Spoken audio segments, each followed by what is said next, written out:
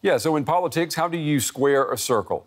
Well, joining me now here at the big table to talk about that is Fuad Farghani. He is known as a shadow negotiator. He advises large companies on complex talks, and he's going to give us some insight into these complicated negotiations. It's good to have you on the show. So what are we seeing right now? We've got basically these four camps that are very different, and they're pushing their agendas right down to the wire, risking failure.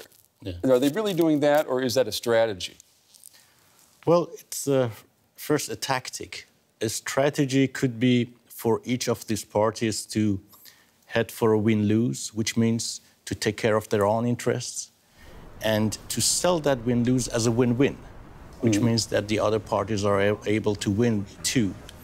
But to put pressure, to set a deadline on all the parties is an open tactic for all the involved politicians in order to reach finally a goal and find an agreement, because in parallel to those coalition negotiations, they have a running negotiation with the voters, with the mass.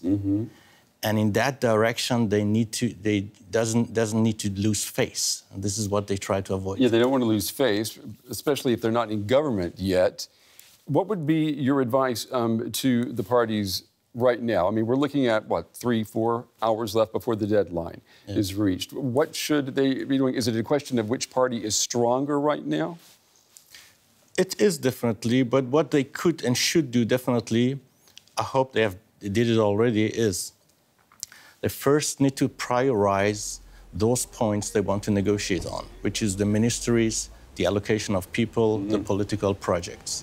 The next point is to set up as much as possible optional packages which would meet and address the interests of the other parties. And they should try to put out one package after the other. The first one could address their needs first, and the second one move to the needs of the other parties, and so on. This is what they definitely need to do in multilateral negotiations. We know that tensions can rise in negotiations. I wanted to play a bite from an obviously very angry Mr. Kretschmann. He's the state premier of Baden-Württemberg here in Germany. He's also a member of the Greens. Listen to what he had to say.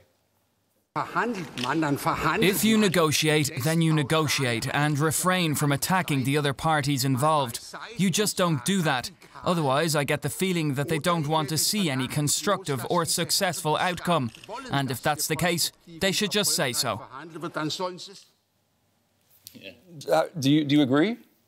Well, out of what I have seen right now, out of his facial expression, he was really angry. And a good negotiator does not need any kind of emotions. Poker face. He should be able to control them, which does not mean that you do not get angry. You do get. Right. But the anger should not be the motivation for your decision, even not in that moment when you're talking with the media. People get angry when they feel that there is no way out. So he obviously feels or perceives his position to be weak in that moment, and that's not good. So he's revealing that about himself. This is fascinating. I wish we had more time to talk about this, but I have a feeling in 24 hours we may still be talking about some type of negotiations going on. Mr. Farghani, the shadow negotiator, thank you very much. You're welcome.